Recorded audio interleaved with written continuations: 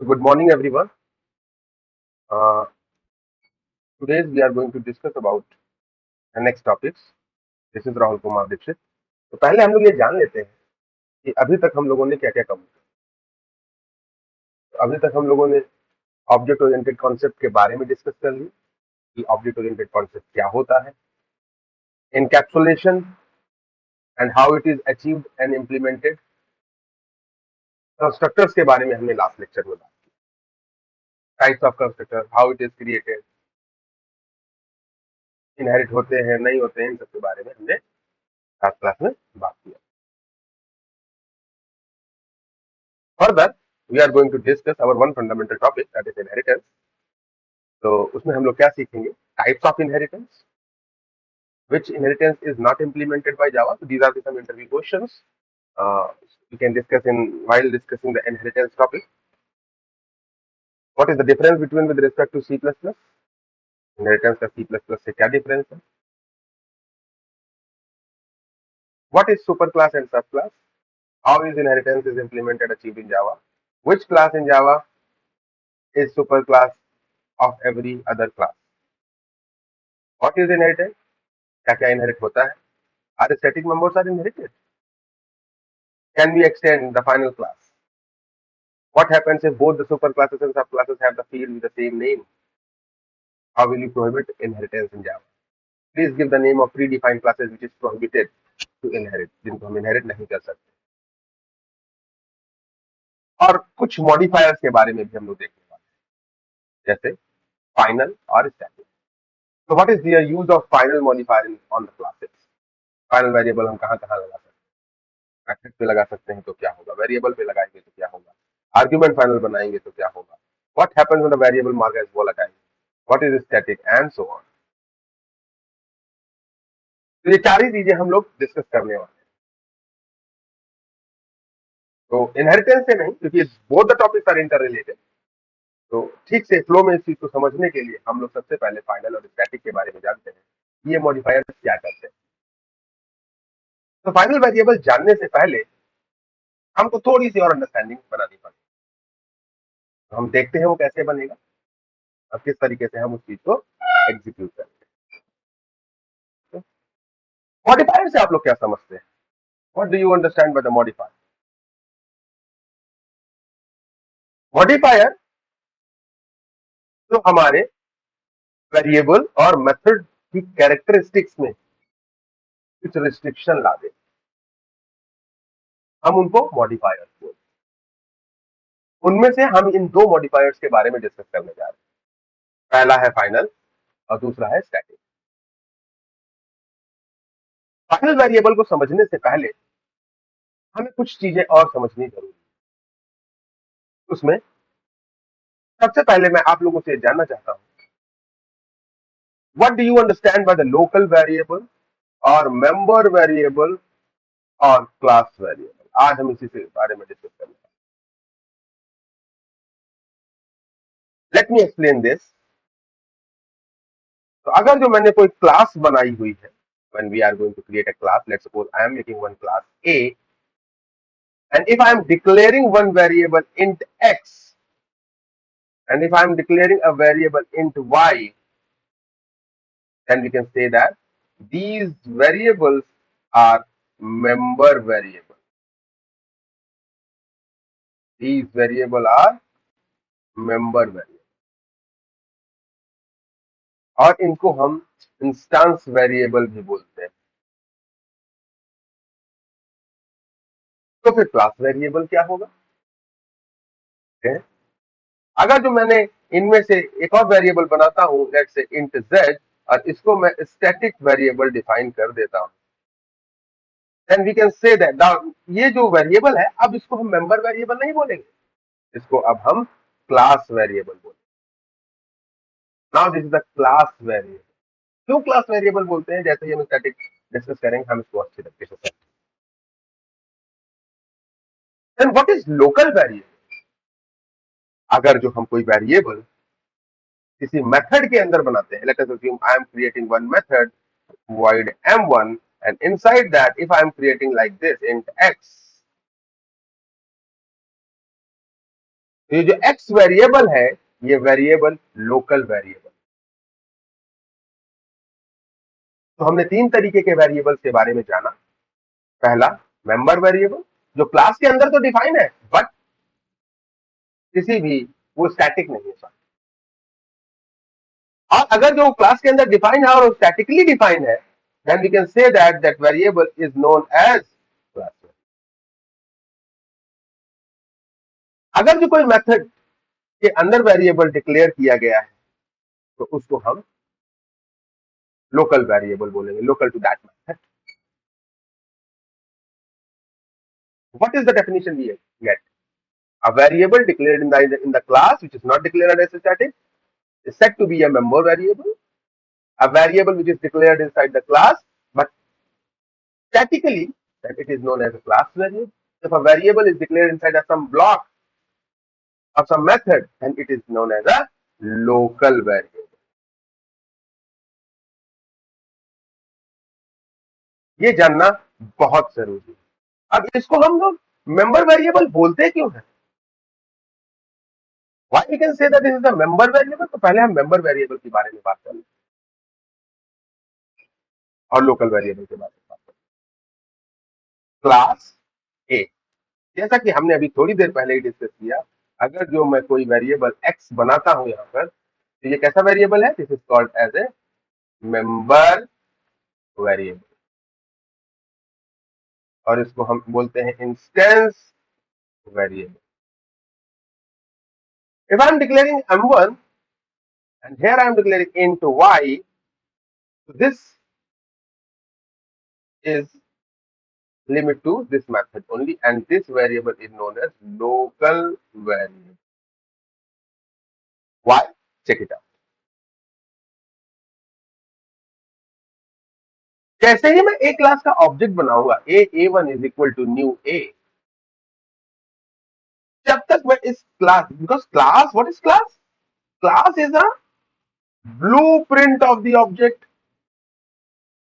Blueprint means something math, जैसे घर बनाते हैं, जब तक उस घर का एक्चुअल बिल्डिंग नहीं बन जाएगा जैसा मैप दिख रहा है, तब तक वो रूम को, उसकी मेमोरी हमको नहीं मिलेगी।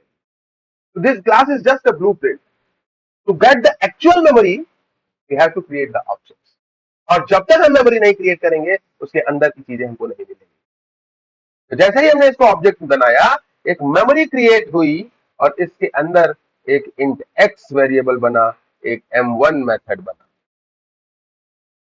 और इसका नाम क्या है? a1। अब मैं दूसरा ऑब्जेक्ट बनाऊं तो एक दूसरा ऑब्जेक्ट बना, उसके अंदर भी एक इंट एक्स है, एक m1 है और इसका नाम a2 है। ये बिल्कुल उसी तरीके से है, कहीं सेम लेआउट के कोई सोसाइटी को इमेजिन कर लीजिए और उसमें एक ब्लूप्रिंट बनाया है और सारे फ्लैट्स एक जैसे,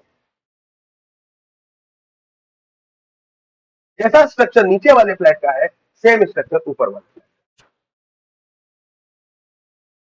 फ्लैट का क्रिएट होता जा रहा है और हर ऑब्जेक्ट में इंडिपेंडेंटली एक मेमोरी स्टोर है।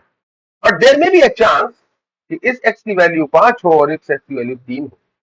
आपके घर के कमरे में कुछ और रखा हो और ऊपर वाले भाई साहब जिनका फ्लैट है उनके घर में कुछ और रखा हुआ। The state of the objects are change but the members are there. So this is called member variable, which is created when the object is created, instance of that object. Now, अभी हमने local के बारे में तो बात करी ही नहीं, local कैसे कॉल होगा? When the m1 is called, how it is called? a1 dot m1 is called. It execute and it gets the memory. When it is executing, then only the y is created somewhere. Where it is created, ये discussion apart है, but y की memory कहीं ना कहीं create होगी। y में कुछ भी चेंजेस होगा जब तक ये फंक्शन चलता रहे। जैसे ही फंक्शन इस लास्ट ब्रेस को हिट करेगा, इसकी मेमोरी डीएलोकेट हो जाएगी with that is bound to that method. इसकी लाइफ टाइम उसी मेथड तक है और इसकी लाइफ टाइम इस ऑब्जेक्ट तक है। तो इसलिए वो लोकल वेरिएबल है और वो मेंबर, हर ऑब्जेक्ट में एक एक्स होगा। तो डिस्कशन को यहीं तक रखते हैं। होप आप लोग समझ गए होंगे। अब हम लोग बात करते हैं फाइनल के बारे में। तो what is final? We can make variable as final. Please read the definition carefully. If we declare a variable as final, then the value of the variable cannot be changed once initialized. What that means is, discuss करते हैं. Let us assume हमने कोई variable बना लिया int x और इसको हमने final भी बना दिया. अब इस वेरिएबल को दो तरीके से इनिशियलाइज किया जा सकता है. एक, या तो इसको वैल्यू यहीं पर दे देते हैं, और या इसको वैल्यू यहां नेक्स्ट लाइन में दे देते हैं, ताकि दो तरीके से इसको इनिशियलाइज किया जा सकता है. एक बार इसको वैल्यू मिल गई, अब अगर जो दोबारा से इसमें मैं वैल्यू चेंज करने का प्रयास करूंगा, it is not permission. So that is the definition. If we declare variable as final, then the value of variable cannot be changed once initialized. Now moving ahead. जैसा कि मैंने कहा कि ये सब इंटर रिलेटेड टॉपिक है, तो देखते हैं क्या कह रहा है ये. अगर जो मेथड मैंने किसी क्लास में एक मेथड बनाया हुआ है, क्लास है ए, और उसके अंदर मैंने एक मेथड बनाया हुआ है void m1, और मैंने इस m1 मेथड को मैंने फाइनल बना मैंने इस m1 मेथड को फाइनल बना दिया. तो इससे क्या चेंज होगा? इससे इस मेथड की कैरेक्टरिस्टिक्स में क्या चेंज? अगर जो मैं किसी मेथड को फाइनल बना देता हूं, तो वो मेथड चाइल्ड क्लास के द्वारा ओवरराइड नहीं हो सकता. It is restricted to override to be overridden by the child class. तो हम इसलिए इस मेथड को फाइनल बनाते हैं अगर जो मैं ये चाहता हूं कि चाइल्ड क्लास इसको ओवरराइड ना कर सके. अब ओवरराइड क्या होता है, ये हम रन टाइम पॉलीमॉर्फिज्म में देखेंगे. तो इसको थोड़ी देर के लिए होल्ड रखते हैं. ये बिल्कुल उसी तरीके से कि मूवी अलग अलग डायरेक्शन से आ रही है और समहाउ एक जगह जाके क्लब होने वाली है. तो बस इस डेफिनेशन को याद रखेंगे, इसको हम आगे डिस्कस करेंगे.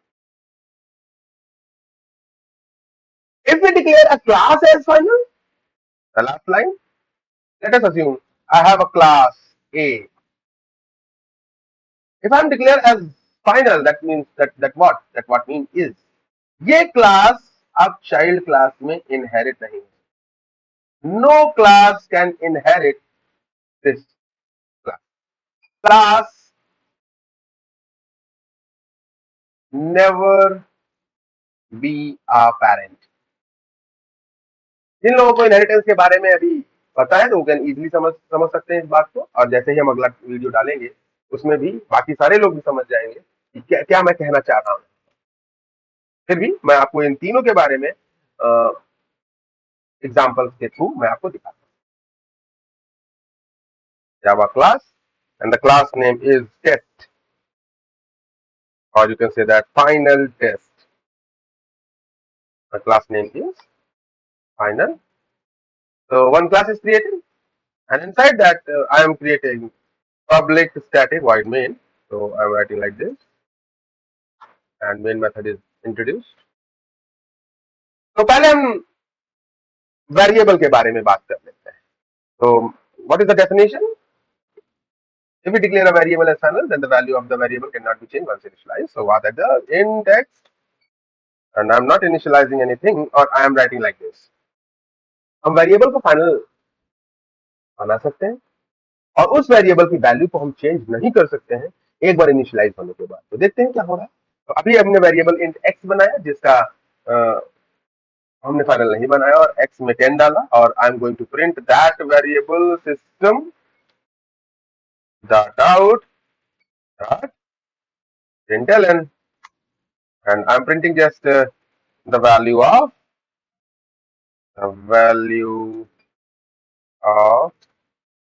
x plus x. It is easily printing, and then after I am initializing that value, let's say 12, and again I am doing the same thing. I'm going to print that value. तो देखते हैं क्या हुआ, और इसको execute करते हैं. Run final test. तो आपने देखा यहाँ पे जो ये वैल्यू है ये चेंज हुई, पहले x की वैल्यू 10 थी, फिर हमने उसको चेंज किया x की वैल्यू 12। लेकिन ये नॉर्मल वेरिएबल के बारे में, जैसे ही मैं इस वेरिएबल को फाइनल बनाऊंगा, सी व्हाट हैपन, तो जब हम दोबारा इसको इनिशियलाइज करने की कोशिश कर रहे हैं तब यहाँ पर एक एरर आ रहा है। What that error is, variable x might already be assigned to, variable x जो है उसको वैल्यू पहले मिल चुकी है और फाइनल वेरिएबल को दोबारा आप वैल्यू नहीं असाइन कर सकते। So that is all about variables. Next, we are going to discuss about if we are going to declare the class as final, then it never be inherited. तो देखते हैं, हमारे पास ऑलरेडी एक class बनी हुई है जो कि हम लोगों को पता भी है, क्लास सर्कल, और मैंने इस क्लास को क्या किया, फाइनल बना दिया। मैंने इस क्लास को क्या बना दिया, फाइनल बना दिया। अब मेरे पास एक ऑलरेडी क्लास है, ये पब्लिक क्लास फाइनल, और मैं चाहता हूं ये पब्लिक क्लास फाइनल क्या करे, एक दूसरी क्लास पब्लिक क्लास फाइनल जो इसको क्या करना चाह रही है, एक्सटेंड करना चाह रही है, किसको, सर्कल को। तो जैसे ही हमने सर्कल को इनहेरिट किया, ये देखिए एरर देने लगा, क्या बोल रहा है, can not inherit from final circle. मतलब ये कह रहा है कि क्लास जो सर्कल है उसको हमने फाइनल बना दिया है, और हमारी डेफिनेशन क्या है कि अगर जो मैं किसी क्लास को फाइनल बना दूं तो उसको पेरेंट नहीं बनाया जा सकता, इट नेवर बी इनहेरिटेड, वो कभी भी इनहेरिट नहीं होगी। ओवररिडन की बात हम लोग पॉलीमॉर्फिज्म में डिस्कस करेंगे। तो अभी फाइनल के लिए इतना ही। क्या हम कंस्ट्रक्टर को फाइनल बना सकते हैं, चेक करते हैं क्या हम कंस्ट्रक्टर को फाइनल बना सकते हैं। We go through our example again. हमने क्लास सर्कल में एक पहले से ही, तो कंस्ट्रक्टर क्या होता है, constructor is the same name as class name, जो कि सर्कल क्लास है, और हमारे पास ऑलरेडी दो कंस्ट्रक्टर यहाँ पर है, एक पैरामीटराइज, एक नॉन। मैं इस सर्कल क्लास को क्या कर रहा हूँ, इस कंस्ट्रक्टर को मैंने फाइनल बनाया। So what it is saying? It is saying that modifier cannot be allowed. Why it is not allowed? Because constructor never be inherited. Constructor inherit ही नहीं होते हैं, तो वहां फाइनल लगाना और नहीं लगाना इससे कोई फर्क नहीं पड़ता है, इसलिए इसको अलाउड नहीं। इसको हम एक बार और डिस्कस करेंगे पॉलीमॉर्फिज्म जब होंगे। तो कंस्ट्रक्टर को फाइनल नहीं बनाया जा सकता। अब हम बात करते हैं स्टैटिक्स के बारे में। स्टैटिक मॉडिफायर, जैसा कि हमने थोड़ी देर पहले डिस्कस किया, तीन तरीके के वेरिएबल होते हैं, लोकल वेरिएबल, क्लास वेरिएबल और मेंबर वेरिएबल। हमने मेंबर वेरिएबल के बारे में भी डिस्कस किया। अब हम क्लास वेरिएबल के बारे में डिस्कस करें कि क्लास वेरिएबल होता क्या है आखिरकार। तो लेट्स सपोज हमारे पास एक क्लास है ए, और इस क्लास में एक वेरिएबल है एक्स, और इस क्लास में एक वेरिएबल है वाई। अभी दोनों ही वेरिएबल मेंबर वेरिएबल, क्योंकि ये स्टैटिक नहीं। जैसे ही मैं किसी वेरिएबल को स्टैटिक बना देता हूं, ये क्लास वेरिएबल बन जाता है, and the class variable has only one copy. देखते हैं डेफिनेशंस एक एक करके। तो स्टैटिक वेरिएबल जो भी हम बनाते हैं वो स्कोप और लाइफ टाइम के बारे में बात करते हैं। You can declare variable and method both have static. हम वेरिएबल को भी स्टैटिक बना सकते हैं, मेथड को भी स्टैटिक बना सकते हैं। स्टैटिक मेंबर जो भी है, चाहे वो वेरिएबल या मेथड, उनकी सिर्फ एक कॉपी क्रिएट होगी। कब क्रिएट होगी, कैसे क्रिएट होगी, अगला लाइन देखते हैं। Static member gets their memory on load time. तो लोड टाइम क्या होता है, सबसे पहली बात तो ये हमको समझने की जरूरत है। तो लोड टाइम समझने के लिए थोड़ा और कॉन्सेप्ट को समझना जरूरी है। व्हाट इज दैट, हमारा there is a program and process. What is program, the byte code or any application stored in hard disk is in passive mode. Program होता है. And when that program is in execution, it comes into the RAM and executed is called process. Is it not?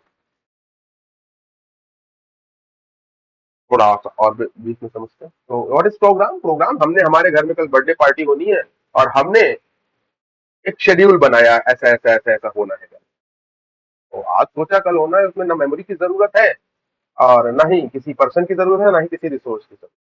But जब वो problem execute हो रही होगी next day, then we are required some resources. खाना बनाने वाले को खाना बनाने की जगह चाहिए, लाइट लगाने वाले को लाइट लगाने की जगह चाहिए. तो the resources are required at that point of time when it is executed. तो एक एप्लीकेशन जब प्रोग्राम बनता है तो उसको रैम में मेमोरी मिलती है. तो आप लोग इस टॉपिक को देखिए जाकर के, जिसको बोलते हैं memory layout.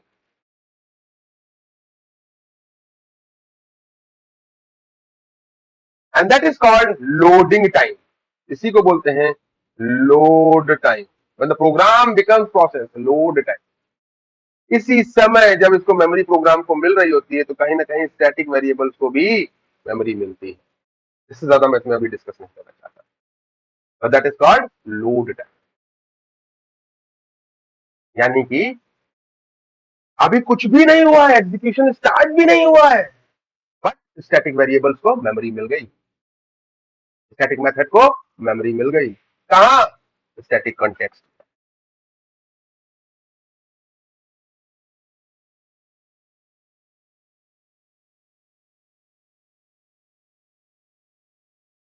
And it is initialized. If it is a variable, it is initialized by its default value.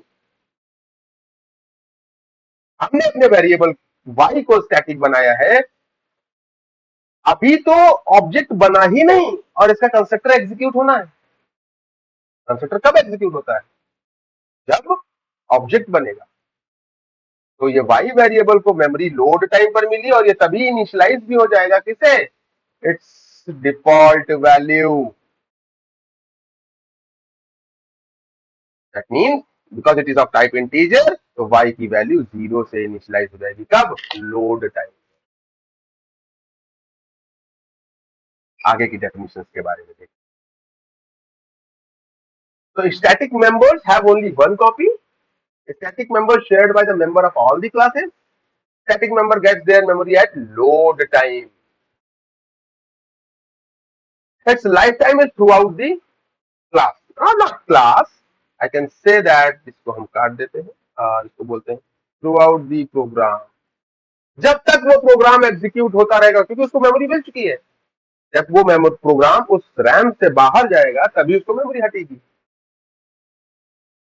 तो इसकी लाइफ टाइम क्या है? Throughout the program. अब बात करते हैं कि कैसे शेयर होंगी ये चीजें. देखते हैं. आप फिर से इमेजिन करिए, हमने एक लेआउट बनाया, एक क्लास बनाई, लेकिन एक सोसाइटी बनाना है और सोसाइटी की बाउंड्री सबसे पहले बनती है. आप घर में भी जब घर बनाते हैं तो सबसे पहले गेट बनता है. This gate is shared by all the society members which have a flat in their society, and they can easily share this gate for to enter and exit. तो कभी कभी ऐसी रिक्वायरमेंट होती है जहां से हम एंट्री करना है. if we are dealing with the oops concept, क्योंकि यहाँ क्या कहते हैं, हर कुछ क्लास में होगा. इसीलिए तो हमारा जो मेन मेथड है वो कैसा है? पब्लिक स्टैटिक वॉइड में. क्यों? कोई तो एंट्री पॉइंट होगा ना जहां से एंट्री करेंगे हम लोग. और स्टैटिक वेरिएबल, स्टैटिक मेथड को बिना ऑब्जेक्ट के बनाए हुए हम एक्सेस कर सकते हैं, क्योंकि उसको मेमोरी पहले से मिली, उसको जरूरत नहीं है ऑब्जेक्ट क्रिएट करने. ठीक है, एक एग्जांपल देखते हैं इससे तो और थोड़ी क्लैरिटी आएगी. तो हम एक नई क्लास बनाते हैं. क्लास का नाम है स्टैटिक एग्जांपल.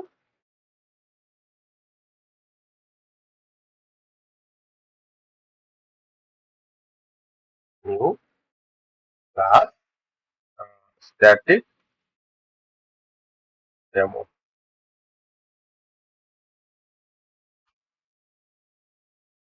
और इसके अंदर मैंने एक वेरिएबल बनाया इन x,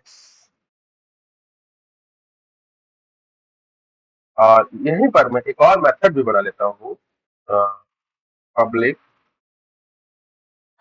एक दूसरी class, public class demo main, not demo, main, and in that main, और दोनों को पब्लिक नहीं बनाते हैं, ज़्यादा बेहतर रहेगा. In that main, I am creating one main. अब अगर जो मुझे इस x को एक्सेस करना है, देखते हैं एक्सेस होगा या नहीं होगा. तो हमने लिखा system dot out dot print.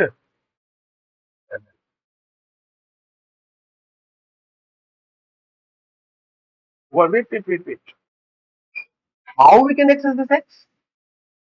अभी तो हमने ऑब्जेक्ट बनाया ही नहीं, तो ठीक है, कोई बात नहीं, एक काम करते हैं हम लोग, स्टैटिक डेमो का एक रेफरेंस वेरिएबल बना लेते हैं, इज इक्वल टू नल, और मैं यहाँ पे एक्सेस करने की कोशिश करता हूँ S dot x. Compile time पर ये एरर नहीं दे रहा है, क्योंकि एस में एक एक्स नाम की चीज है. बट अभी हमने ऑब्जेक्ट तो बनाया नहीं. अभी हुआ क्या एक्चुअली, हमने एक ऑब्जेक्ट, एक मेन बनाया, और मेन में ऑब्जेक्ट है ही नहीं, हमने सिर्फ वेरिएबल बना लिया है. और मैं इसको जब एक्सेस करने जाऊंगा तो ये शो करेगा नल पॉइंटर एक्सेप्शन. तो it is giving a null pointer exception. So when it is not giving a null pointer exception, because if you are going to create object of a static demo, then what happened? One object is created. One object is created. It is having an x variable. The x variable name is x. So what we are doing here? We are creating an object s, and that variable is created. A default constructor is invoked, and it is initialized by 0. And if I am going to print that value, the 0 is printed. Please check it out. So now, if I am going to execute it again, what happened here? Please check.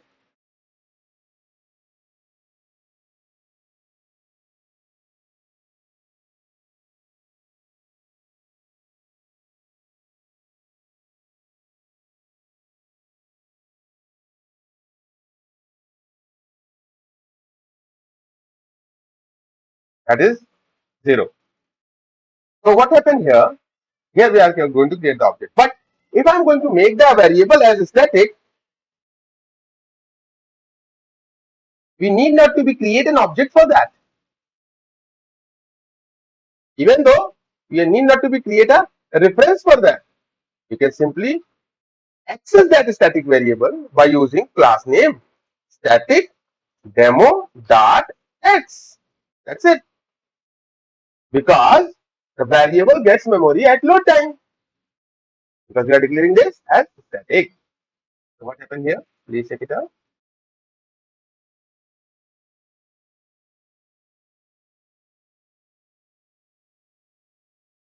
Again, the value is 0. But this time, the constructor is not invoked. This time, it is loaded at load time. No object is there, but still the value is 0. It is done by the JVM. You can explicitly also give some value to it. And if I'm going to execute it, 12 is printed. Please check it out again.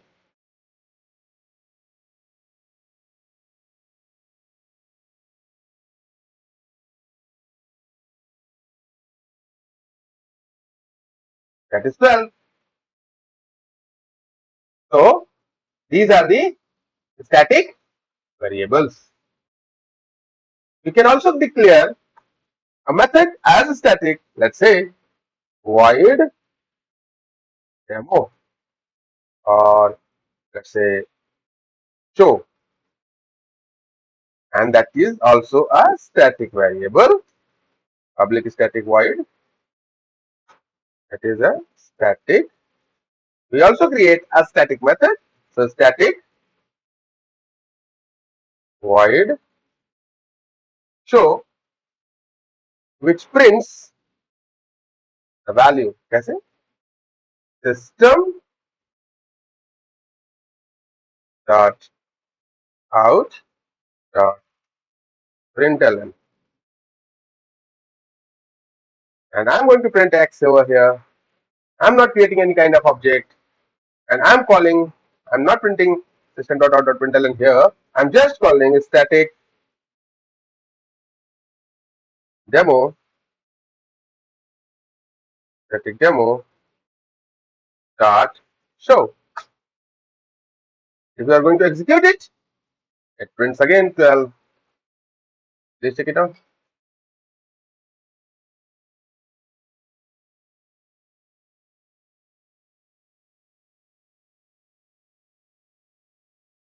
Yes.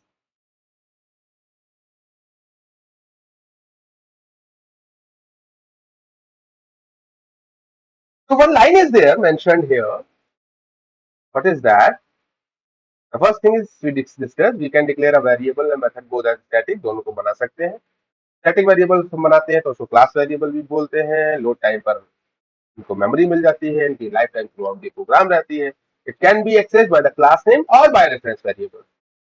It can be declared public protected private, इनको इसी तरीके से भी discuss कर सकते हैं. इनको final भी बनाया जा सकता है.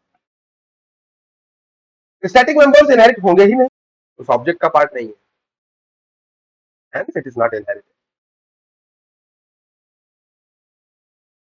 एंड एक जो कि मैं एग्जांपल से आप लोगों को दिखाना चाहता हूं वो है कि static variables are shared in all the objects. हम उस एग्जांपल को देखते हैं. तो what is the program I want to write? The program is, question है, count the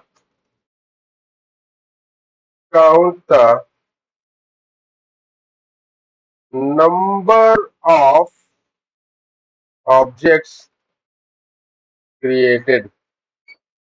count the number of objects created कैसे बनाएंगे? लेट सपोज मैं काउंट करना चाहता हूं और initially the value of x is 0. Object को कैसे काउंट करें?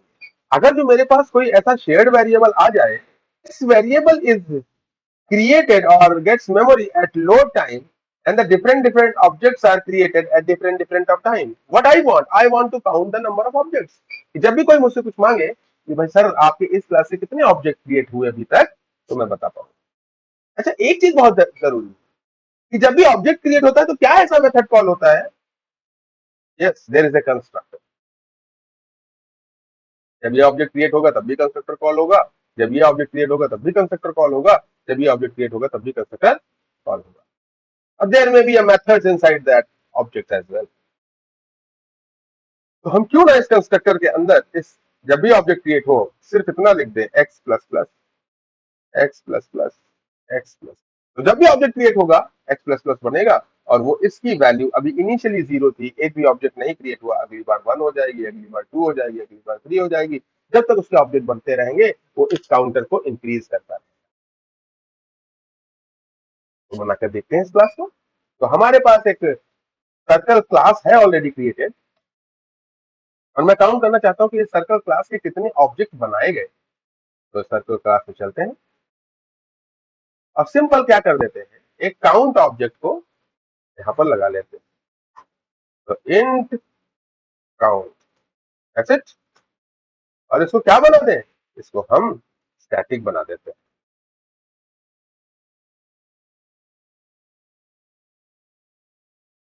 और दोनों ही कंस्ट्रक्टर, जितने भी कंस्ट्रक्टर सामने हमने क्या लगा दिया, काउंट. जब भी एक ऑब्जेक्ट बने तो क्या कर दो सर, काउंट.